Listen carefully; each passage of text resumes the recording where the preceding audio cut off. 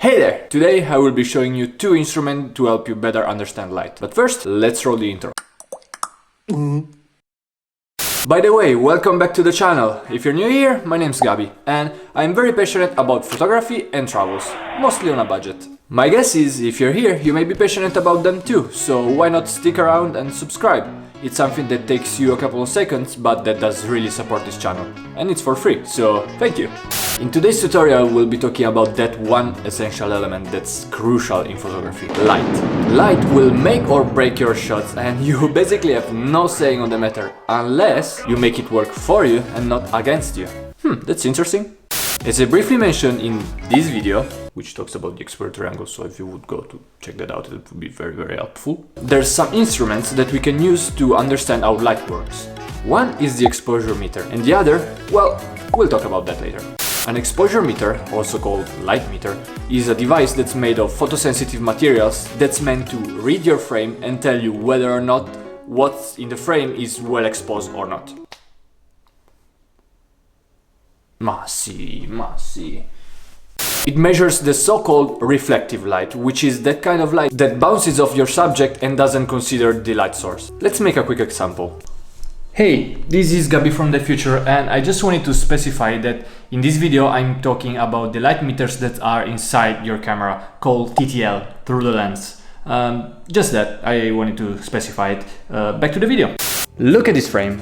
What the exposure meter is now measuring is not the light that's coming from the window, which in this case is our light source, but it's an average of the light that's reflected by the little turtle, by the walls, by the objects around the room, etc. That's what the exposure meter is really looking at to understand the exposure. Yeah, I'm gonna repeat the words light and exposure a lot in this video, so get ready. Okay, now we know what the light meter is, but what does it do? I mean, actually I said that already, it analyzes the reflective light in the frame. I should work on my transitions better. What I was meaning to say is that the exposure meter measures the amount of reflective light. The conventional unit of light is called stop, and that one unit can be divided either in halves or in thirds. Did you ever hear a photographer say something like, "Oh look, I was taking this picture but I was half a stop off"? Well, that means that the photographer took a picture that was half a unit of light either too dark or too bright compared to the optimal exposure. That explains why the light meter in your camera looks like this. 0 is the center, and it represents the perfect exposure, in your light meter's opinion at least. And if the little triangle is above it, it means you got it. If instead the triangle is on the right side of the line, let's say above 1, that means your picture is one stop too bright, and you gotta do something about it. On the other hand, if the triangle is hovering? English speakers, help me out please. If the triangle is hovering above the left side of the line, say -1, that means your picture is one stop too dark. And again, you will have to fix your setting in order to get to 0. But we already talked about how to do it in this video, so check those out. Let's be honest here, the exposure meter won't be an holy relic whose guidance will lead you to the absolute truth about light and the whole essence of human's life, meaning that you could then use it to share a newly acquired knowledge in order to evolve in a world of transcendence that the light meter is a tool that's meant to give you a reference of what a good exposure can be. Use it, try to reach the 0, but just don't follow it mindlessly like it was the Northern Star. Because surely there will be some situation where it will just fuck up completely and you will have to solely rely on your eyes and or the zone system. But that will require another specific video. That's gonna come out sometime in the future.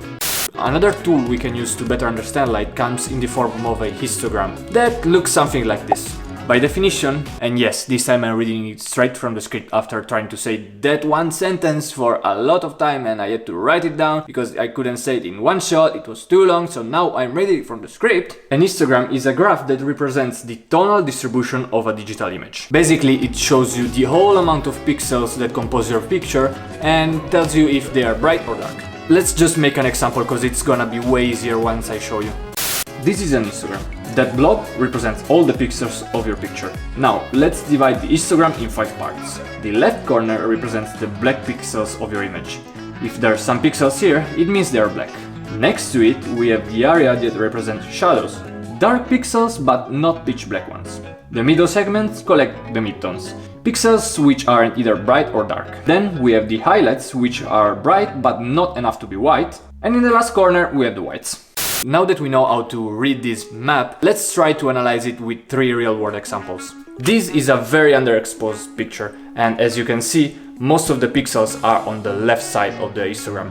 This is a properly exposed picture, and as you can see, most of the pixels are in the center of the histogram. And lastly, this is an overexposed shot, and as we were expecting, most of the pixels are on the right side of the histogram. Histograms are generally more precise than light meters to help you understand exposure, but in my opinion they are a little bit harder to approach and a little less immediate. Because say you're shooting to capture a moment, like a quick moment that's gonna happen once and not again in 2 hours, you're not gonna look at an histogram, you're just gonna look at a light meter to understand if you're kinda right with your exposure. Then when you're editing, and therefore you're in a more relaxed situation, unless you don't like editing while parachuting, that's up to you, you can have a good look at the histogram and give the last adjustments to your picture.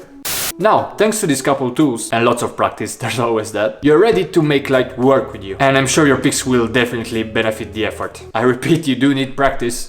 As for me, I think this video should come to an end. As always, if you enjoyed, remember to drop a like, subscribe and share it with your friends. If you enjoyed it, of course. Also, if you'd like to check out some more frequent content, you can have a look at my social medias that are linked down in the description. And well, I'll see you in the next one. Bye bye!